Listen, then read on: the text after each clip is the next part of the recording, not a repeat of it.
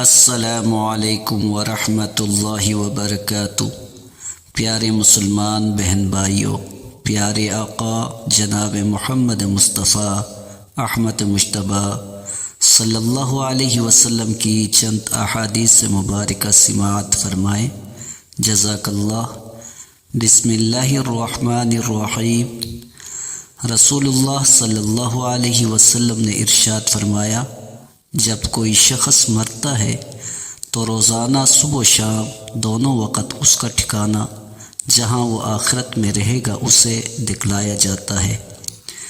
اگر وہ جنتی ہے تو جنت میں، اگر وہ دوزخی ہے تو دوزخ میں۔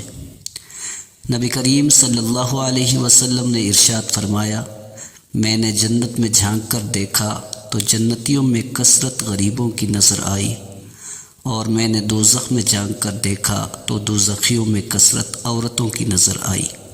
نبی کریم صلی اللہ علیہ وسلم نے ارشاد فرمایا، میری امت میں سے 70,000 یا آپ صلی اللہ علیہ وسلم نے یہ فرمایا کہ 7 لاکھ کی ایک جماعت جنت میں ایک ہی وقت میں داخل ہوں گی، اور ان سب کے چہرے ایسے چمکیں گے جیسے 14ویں کا چاند چمکتا ہے۔ نبی کریم صلی اللہ علیہ وسلم نے ارشاد فرمایا، جنتیوں کا خیمہ کیا ہے؟ ایک موتی ہے خولدار جس کی بلندی اوپر کو 30 میل تک ہے، اس کے ہر کنارے پر مومن کی ایک بیوی ہوگی جسے دوسرے نہ دیکھ سکیں گے۔ ابو عبدالصمد اور حارث بن عبید نے ابو عمران سے بجائے 30 میل کے 60 میل بیان کیا۔